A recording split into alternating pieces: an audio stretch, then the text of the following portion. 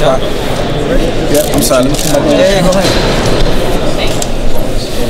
Thanks, spot. Yeah. You got me right, bro? Yeah, I got you. You just recording? Yes, recording. Yeah, right. You're ready. Starting there with AB Boxing News. I'm here with Willie Monroe Jr. What's going on, champ? How's everything, man? Everything's good, man. Welcome back to Brooklyn. I know you're from upstate. Right. This weather don't affect you. I know that. Yeah, it's about 10 degrees warmer right here. So in terms of the fight with Jermall Charlo, why do you think this is the perfect time for you to get this fight and to prove the doubters wrong? I think everything happens on God's time, and things happen where they're supposed to happen. And like after the Saunders fight, I got out of that contract and I signed with Al, and here I am, less than a year later, and I'm just about to be my third fight. So I think as a fighter, I couldn't ask for more. We talked like literally 2 weeks ago. I even asked you about the Charlo, but you said you didn't hear anything. But it's okay. It's okay. It's undisclosed. I understand. But I was actually probably happening December rather than like probably February, March. Do you feel like coming into this fight, you have the experience edge over Charlo, knowing that you had the Saunders fight and the Triple G fight, and where he hasn't had that big spotlight fight at the moment? You can say that, but then again, he's also been world champion and he's fought some big fights. So, what I mean? I think that can make up for the lack of experience in big fights, so to speak. This isn't my first time headlining a card. I've headlined about 4 different cards, even co-featured on a pay-per-view card. So this isn't new to me. The lights aren't going to affect me. I don't think the lights are going to affect me. I think this is a real pick-em fight. I have a lot of respect for Jermall Charlo and his brother, and I think they've picked 2 great people, 2 great fighters. They've accepted some tough challenges. What makes Jermall Charlo a dangerous opponent for you coming into this fight? Just like anybody else, he's powerful, he's athletic, he's a big middleweight. I mean, I think he's 6'1". As a middleweight, that's big for a middleweight. Again, you have me. It's the speed, the agility, the trickiness, the slipperiness, the slickness. So I mean, when you put both of those together, I think it makes for a real entertaining fight. The middleweight division right now is so entertaining, especially with the domino effect with Canelo going with his own. I know we discussed about this on the phone, and how surprised me when he went to DAZN and $365 million, 11 fights for 5 years. I'm not surprised at all if you go where the money is. I mean, and he is the name, he is the face of boxing right now. Canelo is. So I mean, he made a choice and a decision that's best for his career, and a big one too. So I mean, may God bless him. Do you think it was the right thing to do in his behalf to go to 168 and challenge a guy that maybe I didn't even know at the time? Maybe you feel the same. Maybe you knew about this guy, Rocky Fielding, at the time. Right. I've heard of him before, but I think it was. So I mean, like Canelo just came off of 2 grueling fights with Triple G. Right? He's human. He's not superhuman. So the fight, these tough fights, back to back, it can wear and tear on you. So I think I'm not saying that this guy is a walkover fight, but skill-wise, experience-wise, superstar, and being on that big stage, he's nowhere near Canelo's level. But I mean, 20 years from now, nobody's gonna look back and say, and they're gonna say, he won titles in 3 different weight classes. That's what they're gonna say. They're not gonna look back at the opponent. So I think it's a smart thing. The sad thing about boxing fans is they don't appreciate something great until it's done. I mean, even if you go back into the 60s and the 70s and the 80s and the 90s, you look at fights like, you go back and look at interviews right before Sugar Ray Leonard and Tommy Hearns fight, interviews right before Sugar Ray and Hagler fought.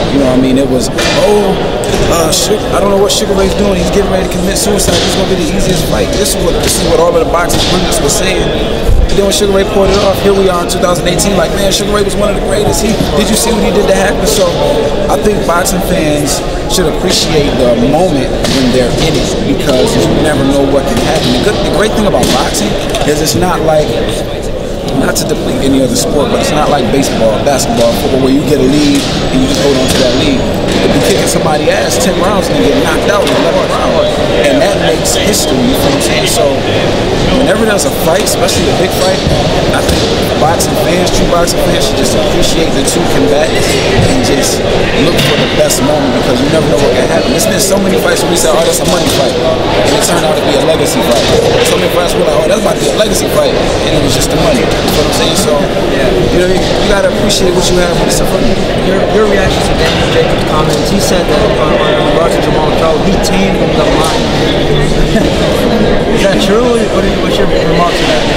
I don't know, they haven't fought, so I don't know if we can say he tamed them, but I mean, Danny Jacobs is one hell of a fighter, man. That's a good friend of mine too, and another top middleweight. Hey, you never know. Once I win this fight against Jermall Charlo, you can see me and Danny Jacobs. You never know. Another good friend of yours this past Saturday night, Demetrius Andrade, middleweight champion of the world. Right. I talked to him after the fight. I'm pretty sure you maybe watched the interview or some of the statements he made.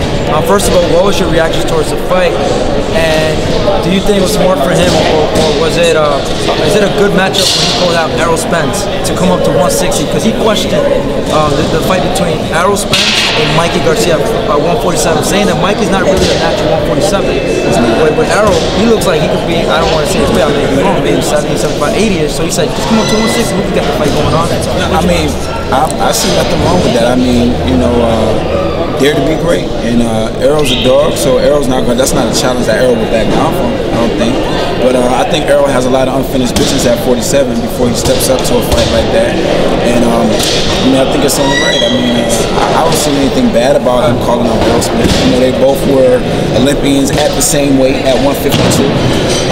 Errol's a big, strong welterweight. He could be a big, strong junior middleweight and a big, strong middleweight. He's just a big, strong kid. So, I mean, I don't think there was anything wrong with him calling out Errol. And I think if the fight was made, Errol would definitely be up for it. And I'm proud of Boo Boo, man. Me and him were both under the same, you know, promotional arm, and we both got away from it around the same time. He got with DAZN, I'm with Al, and we're both making big moves. So, and as a friend, I'm proud of him. Last, before I let you go, I'm asking everybody this question. I'm going to put you in a position that you're a promoter. Right. Willie Monroe opens up his own promotion today. Right. And he had to choose between 1, Terrence Crawford, or 2, Errol Spence. Tell me why you choose that. We're going to put you here in the spot, man. Errol Spence or Terrence Crawford right now? That's a 50-50 fight. I can't even. Oh, you got to choose one, Willie. Come on, for the viewers. They want to know. You get a breakdown? You know what? If I had to choose strictly because this is, I'll go with the mind first. Okay. Respectable. I would have, it would be 49% Errol, 51% Crawford. Okay. Simply because Crawford's won so many titles at different weight classes, and Crawford has shown up and done that time and time again. However, I think Errol would be able to do the same thing, but so many guys are scared of him. So we can't say, well, Errol didn't fight this guy, Errol didn't fight, because it takes 2 to make a fight. Of course. And a lot of these cats scared of Errol, and rightfully so. I mean, he's knocking these guys out left and right. So when you look at what they've done thus far, I would say 51% Crawford, 49% Errol, simply because of the resume. However, you still have to take into consideration that Errol's boogeyman, man. Nobody wants to fight this dude, man.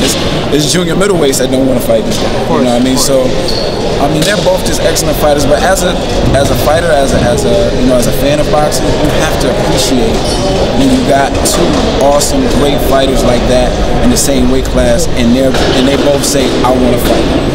So, I mean, props to Errol, that's my man. Props to